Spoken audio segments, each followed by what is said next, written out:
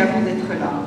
J'ai déjà parlé de ce sujet il y a quelque temps, mais on ne pourra jamais suffisamment ressasser ces vérités qui ont été tellement occultées pendant tellement d'années. Voilà. La République, dont tout le monde se réclame, enfin dont beaucoup de gens se réclament encore aujourd'hui, est née 3 ans après le début de la Révolution, et la Révolution, dite française, est une succession de coups d'État. Réunis pour régler le problème de la dette publique, dette qui avait été savamment organisée depuis près de 30 ans, les États généraux se sont autoproclamés Assemblée nationale le 17 juin 1789 sans aucun mandat pour ce faire. Les gens qui avaient voté pour, qui avaient donné leur doléance aux députés aux États généraux ne leur ont jamais demandé de voter une constitution et de renverser la royauté telle qu'elle fonctionnait. Des violences affreuses ont été organisées par les affidés du duc d'Orléans. Le duc d'Orléans était grand maître de la franc-maçonnerie de l'époque. Le 14 juillet, ces affidés prennent le pouvoir à Paris et organisent une force armée bourgeoise, la Garde nationale. Le 14 juillet est une tentative de coup d'État, ça n'a pas été d'État, ça a été municipal. Paris est tombé entre les mains des factieux.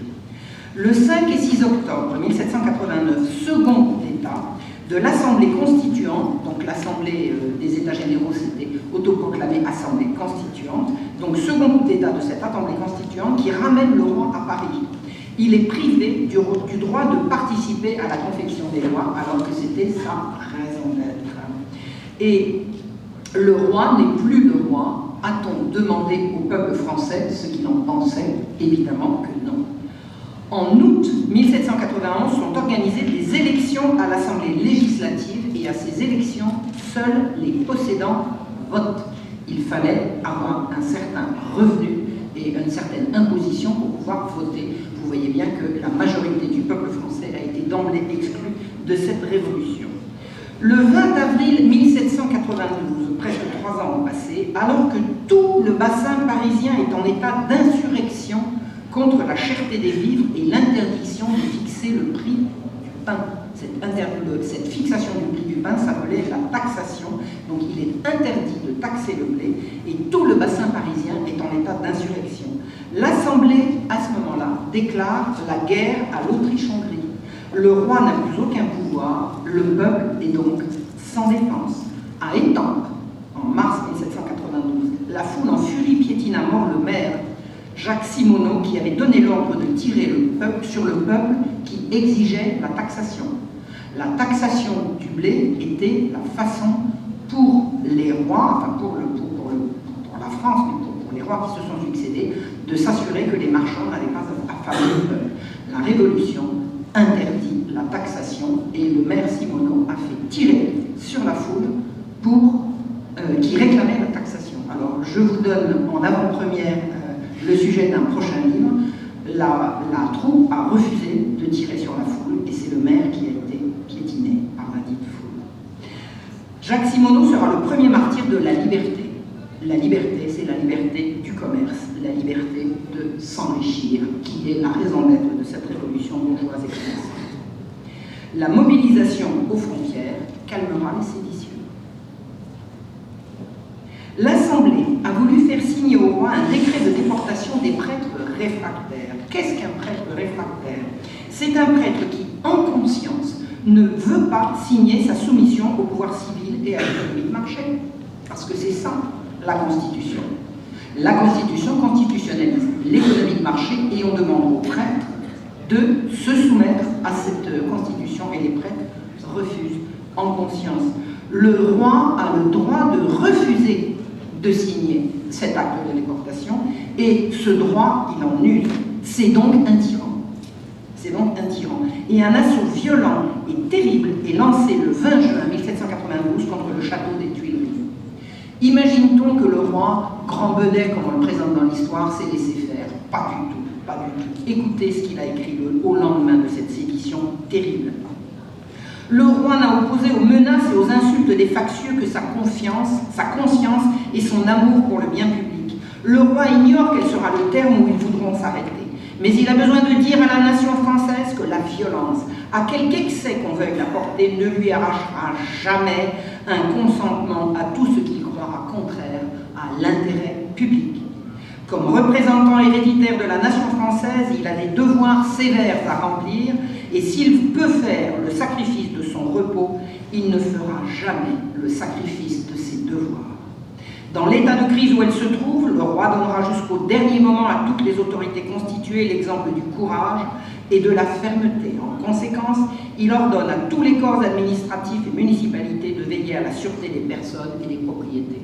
Voilà contre qui les factieux sont arrivés en force le 20 juin 1792. En fait, le roi est désarmé, on lui a retiré sa garde. On va organiser une nouvelle fête de la Fédération, la première a eu lieu en 90, et on écrit à Marseille pour qu'ils envoient 600 hommes qui sachent mourir et des canons. Pourquoi je vous parle de Marseille? Parce que c'est le début de la marche des Marseillais qui vont arriver en chantant la Marseillaise que je ne peux plus, depuis que j'ai compris ça, chanter alors que je l'ai chanté des dizaines de fois dans ma vie. En fait, qui sont les Marseillais? Ce sont le rebut des prisons du pourtour méditerranéen rassemblés à Marseille qui vont commencer leur marche vers Paris.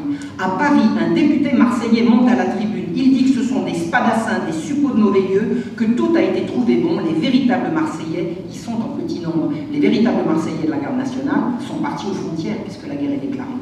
Donc les fameux Marseillais qu'on envoie sont des rebuts des prisons de Marseille et de la Provence. Ils arrivent à Paris le 30 juillet en chantant le fameux hymne qui va porter leur nom. Le maire de Paris, ils vont semer la terreur et personne ne les arrêtera. Le maire de Paris les autorise à commettre toutes les exactions en toute impunité. Il pourchasse jusque chez eux les députés qui votent mal à l'Assemblée. La force publique est entre les mains du maire, Pétion, qui est franc-maçon, et de la commune de Paris. La commune de Paris, c'est la municipalité qui est arrivée au pouvoir à Paris le 14 juillet. La chute de la royauté est décidée par ces gens, par un directoire secret des fédérés réunis aux Jacobins. Qu'est-ce que les Jacobins? Les Jacobins, c'est la salle de réunion au couvent des Jacobins, salle de réunion de la Société des Amis de la Constitution, c'est-à-dire le club de pensée franc-maçon. Il y a 4000 clubs affiliés en France qui sont affiliés au club des Jacobins de Paris et qui leur obéissent. Paris installe sa dictature sur la France entière. Le maire de Paris, Pétion, a été élu. Oui, il y a eu des élections à Paris. Il a eu 9000 voix contre 3000 à Lafayette. Or, il y avait 200 000 inscrits sur les listes. Il a donc été élu avec 4,5% des inscrits et 1,8% de la population parisienne. Et ce sont eux qui vont tyranniser toute la France.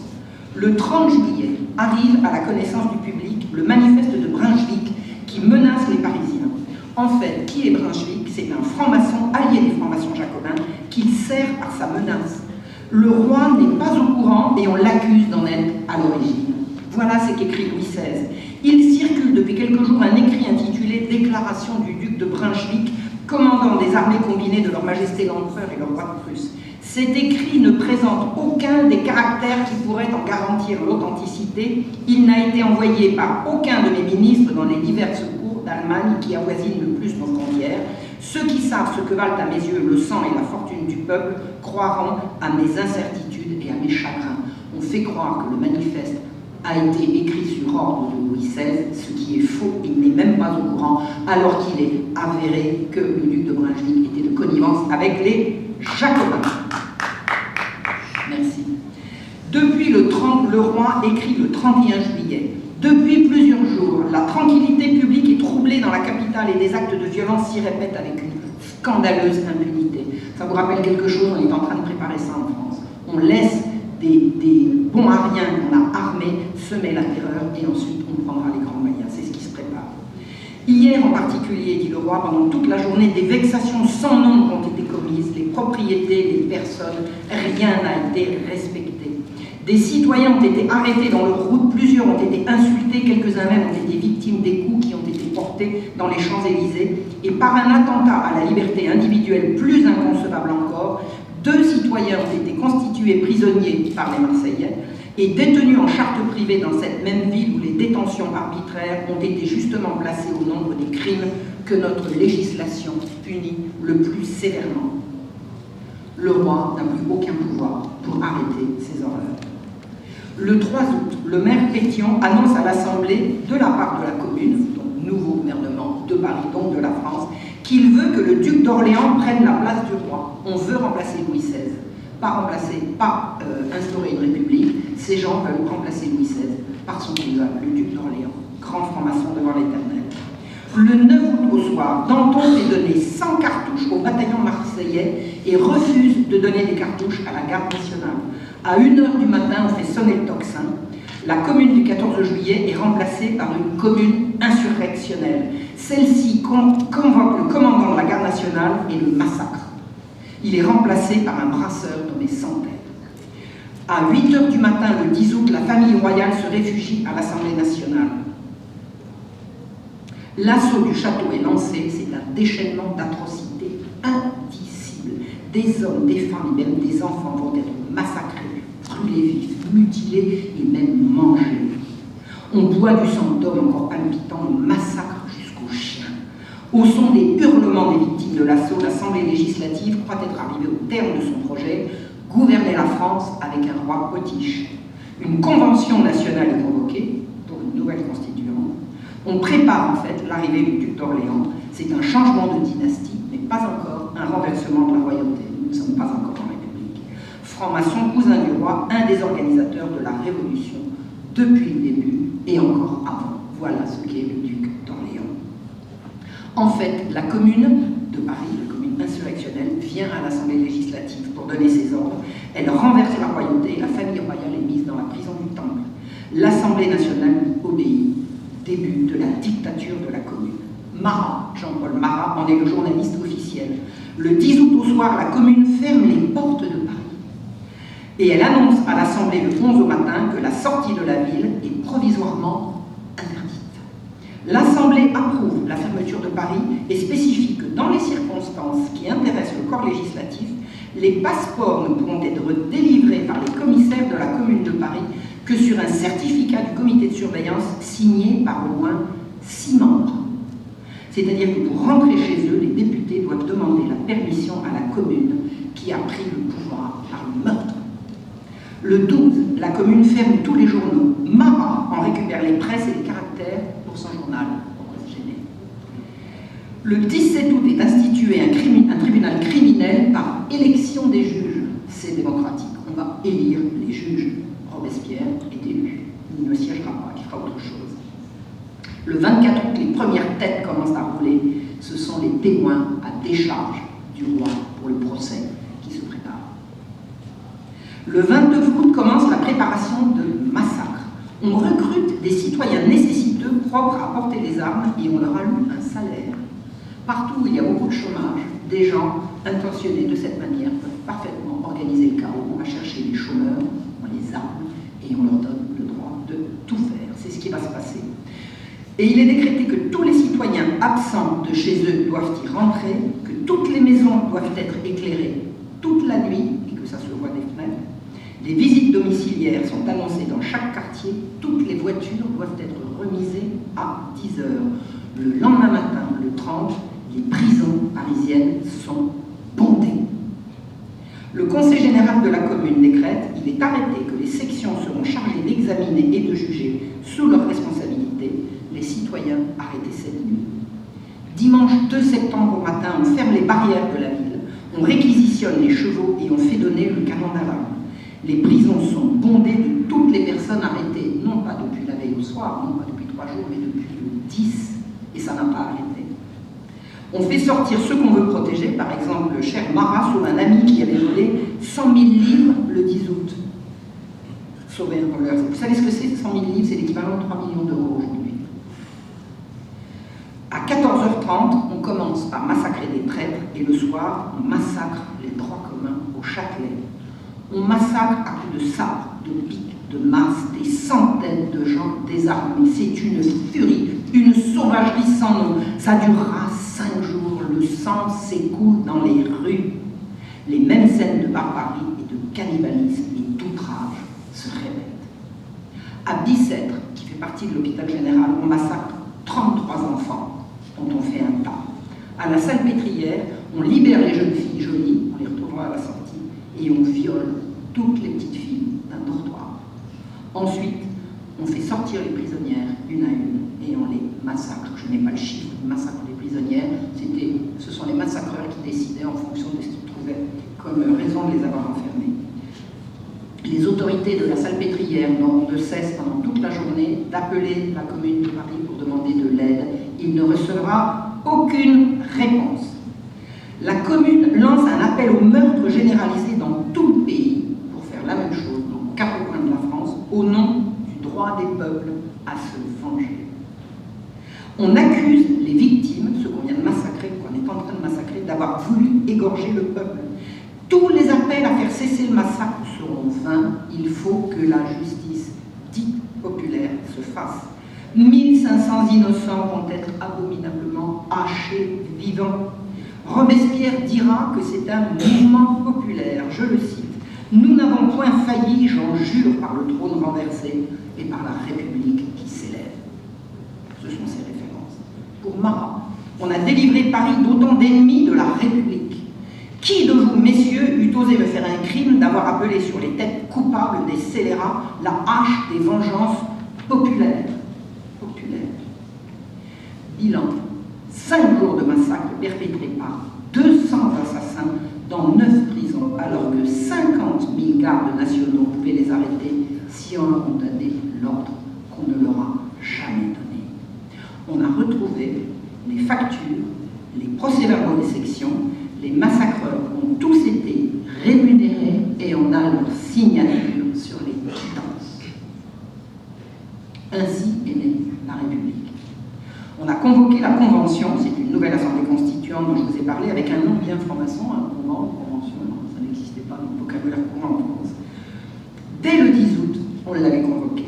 Et on a supprimé la notion, pour faire démocratique, on a supprimé la notion de citoyen actif ou passif, c'est-à-dire riche ou pauvre, précédent, et tout citoyen de 21 ans pourra voter, à la condition qu'il soit un homme et pas une femme, alors que dans l'ancien système, dans les communes rurales, les femmes votaient, y compris dans les corporations. Donc il faut qu'il soit un homme et qu'il ne soit ni domestique, qu'il vive de son travail, c'est-à-dire ni chômeur. Ne pourront voter que les hommes ayant du travail et n'étant pas domestiques. Mais ça n'est pas un suffrage direct, ce sont des assemblées primaires qui vont nommer des électeurs qui nommeront les députés. Or, ce vote final sera fait dans la salle des Jacobins à Paris. Le vote s'effectue à voix haute, par appel nominal et en présence du public. Voilà une élection particulièrement démocratique. Les massacres de septembre se sont déroulés entre la nomination des électeurs et la nomination des députés, c'est-à-dire en pleine terreur. L'abstention a été de 90%, alors que prétendument le mode de scrutin avait été élargi. Il y avait en tout 7 millions de votants potentiels, seuls 700 000 se sont déplacés. La population de la France était à l'époque de 28 millions de personnes. 25% sont censés s'exprimer sur ces 28 millions, et seuls 2,5% de cette population se sont exprimés. Il y aura en tout 749 députés. Le 20 septembre, victoire de Valmy des armées de Dumouriez, le général français, contre Brunswick, le général en chef de la coalition anti-française. On a raconté que c'était la victoire du peuple sans culotte contre les armées royales. Eh bien, la vérité est autre. Dumouriez et Brunswick ne sont pas seulement tous les deux francs-maçons, ils appartiennent tous deux à l'ordre des frères de Saint-Jean l'évangéliste d'Asie et d'Europe, qui est une secte satanique issue du sabbatéisme et du franquisme qui prône l'ordre nouveau par le chaos, le mal pour le mal et par le mal. La bataille de Valmy n'a pas eu lieu, Brunswick s'est retiré. Mais la nouvelle de cette victoire éclatante du peuple de la Révolution contre la barbarie royale fait que la République a été proclamée dès le lendemain, 21 septembre, à l'unanimité. L'unanimité de quoi? Les députés ne sont que 200. Les autres ne sont pas encore arrivés, car les portes de Paris sont fermées. On a eu donc des députés parisiens élus, comme je vous l'ai dit, dans la terreur. C'est-à-dire que seuls 25% des 2,5% de la population se sont exprimés pour renverser la royauté. Ça fait les représentants de 0,6% de la nation française qui a instauré la République. Ils ont, sous influence et dans un climat de terreur, aboli 12 siècles de monarchie au nom du peuple, disent-ils. Voilà ce qui a donné naissance à ce qu'on appelle les valeurs de la République. Je vous laisse les méditer. Je vous remercie.